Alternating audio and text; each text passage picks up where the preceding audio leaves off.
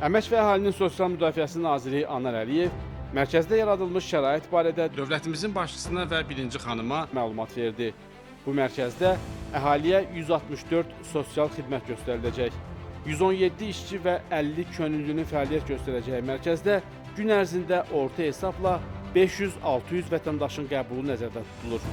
Bütün xidmətlər bir pəncərə prinsipi əsasında təşkil olunub və Naxçıvan sakinlərinə rahat, operativ və əlçatan şəkildə təqdim ediləcək.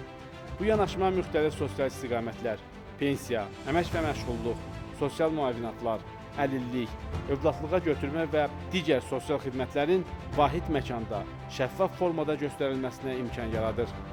Mərkəzdə əlilliyi olan şəxslərin tibbi sosial ekspertizası, onların fərdi ehtiyaclarına uyğun reabilitasiya vasitələri ilə təminatı, eyni zamanda reabilitasiya xidmətlərindən yararlanmaları üçün ixtisaslaşmış reabilitasiya müəssisələrinə göndərişlərin rəsmiləşdirilməsi də olacaq. Dövlətimizin başçısı qabaqcıl beynəlxalq istehsalçı şirkətlərin məhsulları olan protezlərə də baxdı. Bu protezlər istifadəçilərə təbii fizioloji, sərbəst və təhlükəsiz hərəkət, müxtəlif səth və sürətlərə uyğunlaşma, eləcə də sosial həyata və əmək fəaliyyətinə daha sürətli inteqrasiya imkanı yaradır. Bu günədək 500-dən çox hərbiçiyə 620 yüksək texnologiyalı protez təqdim olunub. Həmçinin yüksək texnologiyalı reabilitasiya və tibbi sosial xidmətlər sayəsində müharibə ilə əlaqədar əlilliyi olan 300-ədək şəxs əvvəlki sağlamlığına qovuşub. Ölkəmizdə müharibə ilə əlaqədar əlilliyi olan şəxslərin yüksək texnologiyalı protezlərlə təminatı ilə bağlı işlər Nəcib fəaliyyəti ilə seçilən Heydər Əliyev Fondunun təşəbbüsü ilə başladılıb. Əlilliyi olan şəxslərə təqdim olunan reabilitasiya vasitələrinin çeşidinin sayı 57-dən 130-a çatdırılıb. Bu il ərzində əlilliyi olan şəxslər 300 minədək müxtəlif növ reabilitasiya vasitələri ilə təmin edilib.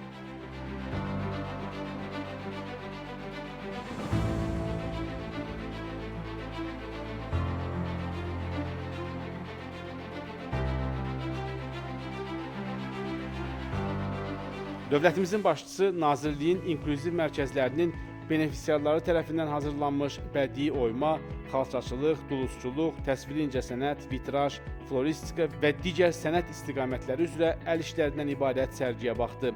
Həssas qruplardan olan şəxslərin yaradıcılıq potensialının üzə çıxarılması və iqtisadi fəallığının dəstəklənməsi məqsədi ilə yaradılmış dostart.az portalı vasitəsilə həmin əl işlərinin onlayn satışı həyata keçirilir və bu təşəbbüs onların əmək bazarına inteqrasiyasına mühüm töhfə verir. Prezident İlham Əliyevə Naxçıvan Regional İnformasiya Mərkəzinin bazasında yaradılması nəzərdə tutulan Naxçıvan Dost İnklüziv İnkişaf və Yaradıcılıq Mərkəzinin layihəsi də təqdim edildi.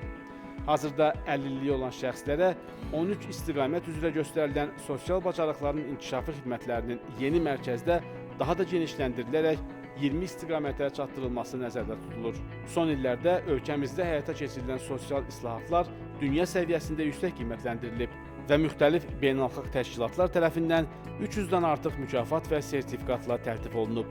Onların arasında hamı üçün inklüziv və bərabər sosial təminat xidmətləri təşəbbüsünə görə BMT-nin dövlət xidmətləri mükafatı da var.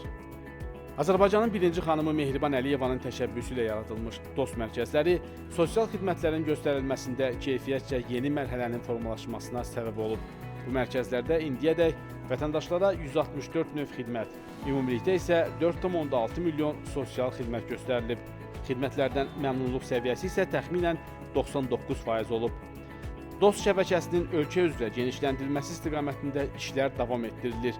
2026-2027-ci illərdə Naxçıvan Muxtar Respublikasının bütün rayon mərkəzlərində dost qəbul şöbələrinin yaradılması, 2030-cu ildə isə ölkə üzrə 18 dost mərkəzi və 60 şöbə və məntəqədən ibarət geniş xidmət şəbəkəsinin formalaşdırılması nəzərdə tutulur.